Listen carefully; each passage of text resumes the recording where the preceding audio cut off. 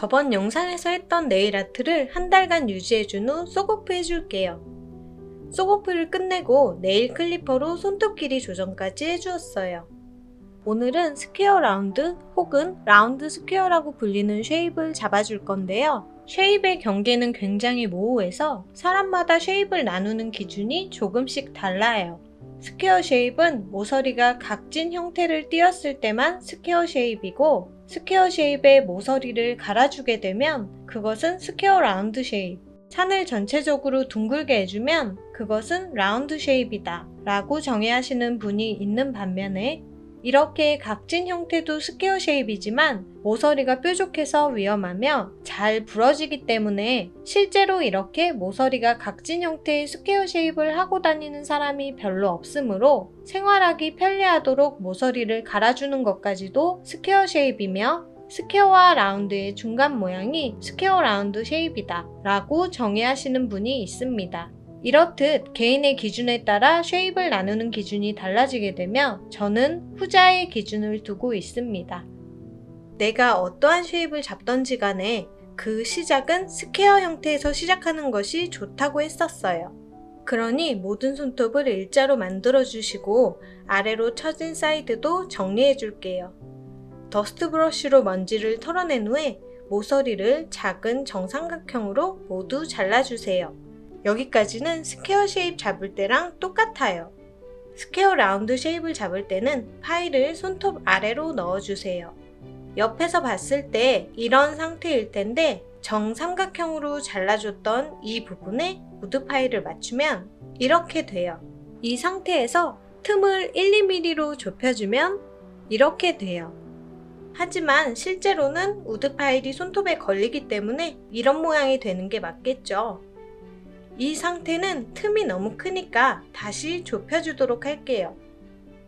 그리고 하이 포인트에 닿기 전까지 우드 파일을 잘 고정해주면서 파일링 해주세요. 쉐입의 베이스를 스퀘어로 만들어둔 후 다른 모양의 쉐입으로 변형하면서 하이 포인트를 터치하지 않아야 길이 변화가 없다고 했어요. 여기까지 파일링을 하면 손톱 모양이 이렇게 되는데, 파일링 전의 손톱과 비교하면 이 정도의 면적이 사라지게 됩니다. 이 상태에서 손톱을 정면에서 보면 이런 모양인데, 이 각진 부분을 부드럽게 이어줄 거예요. 부드럽게 이어주는 마무리 터치 때는 하이 포인트를 살짝 터치하셔도 돼요. 스퀘어 라운드 쉐입이 완성되었어요. 스퀘어도 아닌 것이 라운드도 아닌 것이 이도 저도 아닌 게 스퀘어 라운드 쉐입입니다. 실제로 잡아보도록 할게요. 파일링에 자신이 없는 분은 덜 거친 면으로 조금씩 파일링 하시는 게 좋아요. 파일을 손톱 아래로 넣고 고정해 주시는데, 정삼각형으로 자른 부분에 파일을 대고 틈을 조절해 줍니다. 모든 것이 결정되었다면 좌우로 파일링 해주시는데, 좌우로 움직이는 것 말고는 아무것도 변해서는 안 돼요. 이렇게 파일링 하다 보면 파일이 하이 포인트에 근접하게 되는데, 이때 파일링을 멈춰주세요. 다시 한번 설명드리지만 삼각형으로 잘라준 곳에 파일을 1차 고정한 후에 틈을 조절하여 2차 고정해 주시는 거예요. 한 번 더 보여드릴게요. 고정하고 틈을 조절하고 파일링, 이런 식으로 모든 손톱을 작업해 주시고, 작업이 끝났다면 파일의 부드러운 부분으로 각진 부분을 부드럽게 이어주세요.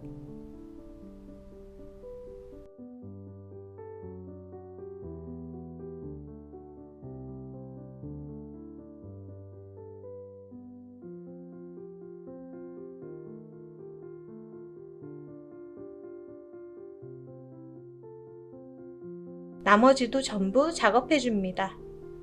샌딩바로 거스러미 제거와 표면 정리를 해주세요. 먼지를 털어냅니다. 스퀘어 라운드 쉐입이 완성되었어요. 스퀘어 라운드 쉐입을 잡을 때 참고하시면 좋은 것들인데요. 손톱과 살의 경계인 핑크색 부분, 그러니까 스마일 라인을 침범하면 통증이 유발되므로 스퀘어 쉐입 때 손톱을 바짝 깎았던 분들은 손톱 길이를 좀 더 길게 해주시는 게 좋아요. 네일 클리퍼로 정삼각형을 자를 때는 스퀘어 쉐입 때만큼 자르거나 그보다 조금 더 크게 자르셔도 되지만 너무 크게 자르지는 않도록 합니다. 손톱 길이, 대칭 다 맞춰둔 상태인데 파일링 시 손이나 파일이 틀어지게 되면 대칭이 안 맞게 되고 다시 대칭을 맞추려면 쉐입이 일정하지 않거나 길이 변동이 생길 수 있어요. 파일링이 서툰 분들은 잘 갈리는 우드 파일의 거친 부분 말고 덜 거친 부분으로 먼저 진행해 보시는 게 좋을 것 같아요. 각진 부분을 이어줄 때는 반드시 우드 파일의 덜 거친 부분으로 작업해 주세요. 마무리 터치는 최대한 적게 터치하여 마무리해 주세요. 태어나자마자 걷는 아기는 없습니다. 자연스럽게 성장할 테니 절대 좌절할 필요가 없어요. 쉐입을 잡고 큐티클 케어, 유수분 제거까지 해주었어요. 프롬 더 네일의 꾸안꾸 핑크 베이스 젤 사용해 줄 건데 천연 비오틴이 함유되어 있어서 손톱에 단백질을 공급해주는 영양 베이스 젤이에요. 샵 6번 쏘고프 편에서 5개의 손가락에 각각 다른 베이스 젤을 바르고 동일한 환경에서 쏘고프 했을 때 전부 다른 결과가 발생되었었는데 지금까지 영상에서 사용됐던 베이스 젤은 제거가 어려운 걸 사용했었지만 오늘 사용할 베이스 젤은 손톱 손상 없이 쉽게 제거가 가능합니다. 늘 바르던 대로 컬러링 하시는데 이 젤은 양을 평소보다 더 떠와야 해요. 컬러링 하면서 적당량을 찾아주시는데 두껍게 바르라는 것이 아니고 젤이 손톱 전체에 얇게 발리면 돼요. 베이스 젤을 원콧하여 30초 큐어링 해줬어요. 저는 좀 더 핑크색이 감돌기를 원해서 투콧 진행해준 후 클리어 젤, 탑 젤 마무리해줬는데 영상에 문제가 생겨서 사용할 수 없게 됐습니다. 하지만 보수 방법에서 동일한 과정이 나오므로 영상을 계속 진행하도록 할게요.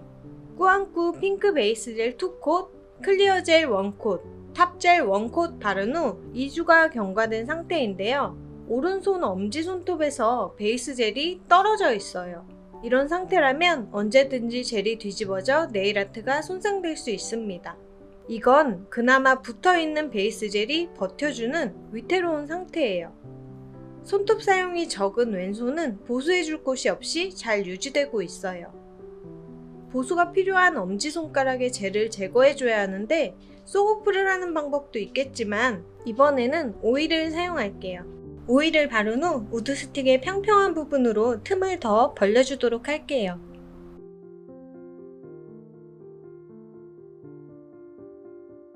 다시 오일을 발라줍니다.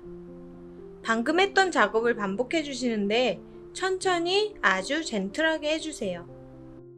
그럼 이렇게 젤이 분리되는데 남아있는 잔여 젤도 모두 깨끗이 제거해 주세요.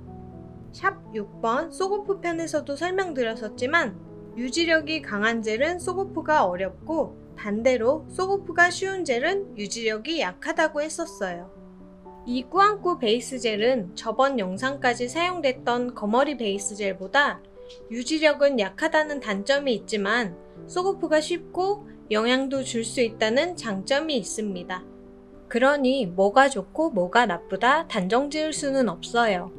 쏘고프가 너무 힘들고 자주 아트를 바꾸고 싶다면 굳이 유지력 좋은 베이스 젤을 사용할 필요가 없으니 쏘고프가 쉬운 베이스 젤을 사용하면 되고 한번 네일 아트를 해놓으면 한 달 이상 유지하고 싶다 하시는 분은 쏘고프는 어렵지만 유지력 좋은 베이스 젤을 사용하시면 되겠죠. 이처럼 베이스 젤도 제품마다 특성과 차이가 있기 때문에 제품의 특성을 알고 상황에 맞게 사용하는 거예요. 제거 후의 손톱 상태인데요.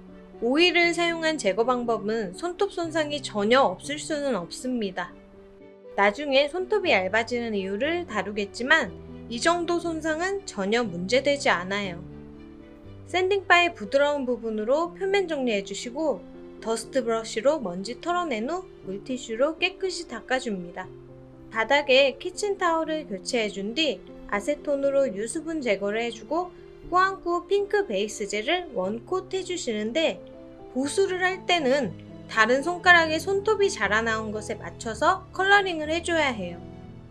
실수가 있었다면 라운드 브러쉬에 젤 클렌저를 적셔 양을 덜어낸 후 수정해 주시고 30초 큐어링 합니다. 다른 손가락 모두 투콧 진행됐으므로 동일하게 엄지손톱도 2콧 진행할게요. 손톱 표면에 미경화 젤이 많이 남아있고 젤이 꾸덕한 편이라 브러쉬에 젤의 양이 적으면 컬러링이 잘 되지 않을 거예요. 그럴 땐 양을 조금 더해서 천천히 전체적으로 얇게 발라주세요. 2콧 진행한 후에 30초 큐어링 합니다. 손톱을 옆에서 봤을 때 굴곡이 보여요. 이렇게 굴곡이 있으면 네일 아트를 완성해도 예쁘지 않습니다. 굴곡은 이렇게 육안으로 확인하거나 빛을 이용해서 확인하는데 빛이 변형 없이 움직여야 해요.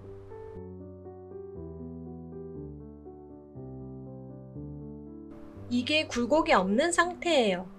두 번째 손가락만 아주 살짝 변형이 있지만 크게 문제될 정도는 아닙니다. 변형 없이 올라가지 못하고 지글거리면서 올라가는 게 보이시죠? 이러면 손톱 표면에 굴곡이 있다는 뜻이고 이것을 잡아줘야 합니다. 굴곡이 생기는 원인은 크게 3가지로 나뉠 수 있는데 그중 첫째가 자연 네일 자체의 굴곡이에요. 소고프나 파일링, 샌딩 작업으로 인해 자연 네일의 표면이 손상되는 경우에 굴곡이 생길 수 있으며 내가 가지고 있는 손톱 병변으로 인해서도 굴곡이 생길 수 있어요. 두 번째로는 자연 네일 자체에 굴곡이 없더라도 컬러링을 하면서 굴곡이 생길 수가 있는데 이런 경우는 컬러링 시 젤이 얇고 고르게 발리지 못하고 어느 부분은 두껍게 어느 부분은 얇게 발리면서 생기는 굴곡이에요. 양을 많게 하여 바르는 것이 적게 해서 바르는 것보다 단점이 많고 그 단점을 커버하기에 실력이 충분하지 못하므로 한 콧을 더 바르는 한이 있더라도 얇게 발라주는 것이 좋습니다. 세 번째로는 아트 작업 시 참이나 자개, 플레이크 등과 같은 입체적인 장식이 올라가면서 생기는 굴곡이에요. 굴곡은 이렇게 다양한 원인으로 생길 수 있고 굴곡을 잡아줘야 더 예쁜 네일 아트를 하실 수가 있어요. 클리어 젤은 네일 아트를 더 튼튼하게 유지시켜주기도 하지만 클리어 젤을 바르는 것만으로도 어느 정도의 굴곡을 잡아주기도 해요. 자연 네일 자체의 굴곡인지 컬러링하면서 생긴 굴곡이던지 간에 이 굴곡 위에 클리어 젤을 얇게 발라주면 클리어 젤이 꾸덕하기 때문에 다른 젤을 원콧 컬러링할 때보다 훨씬 도톰하게 올려져요. 그럼 이렇게 도톰하게 올라간 클리어 젤이 레벨링 되면서 빈 곳을 메꿔주게 됩니다. 이렇게 클리어 젤을 바르는 것만으로도 어느 정도의 굴곡을 메워줄 수 있게 되는데 클리어 젤을 원콧 해준 후에도 굴곡이 심해서 덜 메워지는 경우에 클리어 젤을 원콧 더 발라주면 굴곡을 더 잡아줄 수 있어요. 클리어 젤을 원콧 해준 뒤 30초 큐어링, 탑젤을 원콧 해준 뒤 100초 큐어링 해주세요. 굴곡이 많이 잡혔는데 그래도 변형이 남아있어요. 클리어 젤을 원콧 더 해줬다면 굴곡이 다 잡혔겠지만 지금 단계에서는 이 정도로만 잡아주셔도 엄청 잘하신 거고요. 굴곡을 잡아주는 방법은 여러 가지가 있기 때문에 다른 영상에서도 계속 설명해 드릴게요. 아까 컬러링 할 때 라인 수정 안 하고 그냥 큐어링 해줬어요. 손톱이 자라나온 부분에 맞춰서 컬러링 해주셔야 보수한 곳이 티가 안 나요. 총 한 달을 유지해 주었는데 네일 아트의 유지력은 기초 과정과 베이스 젤에 좌우되기도 하지만 손을 어떻게 얼만큼 사용했는지도 유지력에 많은 영향을 줍니다. 손톱이 깨진 부분도 있고 분리되려고 하는 곳도 있는 상태지만 한 달 잘 유지하였고 제거가 얼마나 쉬울지 빠르게 쏘고프 해보도록 할게요. 보호를 위해 테이핑 해주고 파일링을 해줍니다. 더스트 브러쉬로 먼지 털어내고 테이프 제거 후 오일을 발라줍니다. 젤 리무버를 적신 솜을 올려서 클립을 끼운 뒤 공기 차단하여 전기 에어캡에 7분 방치해 주었어요. 우드 스틱으로 손쉽게 제거가 가능합니다. 푸셔에 물티슈를 감아 잔여젤을 모두 제거해 주시고 쏘고프 파일링 때 자연 네일에 손상을 주지 않는다면 손톱 손상은 일어나지 않습니다. 제거가 쉬운 것에 비해 유지력은 상당히 훌륭한 편이에요. 거머리 베이스 젤이 넘사벽 유지력 괴물이라면 꾸안꾸 베이스 젤은 유지력 면에서는 평범과 우수 그 중간에 있다고 보시면 돼요. 다음 영상에서는 뽀송뽀송한 무광 매트 네일 하는 법을 보여드리도록 할게요.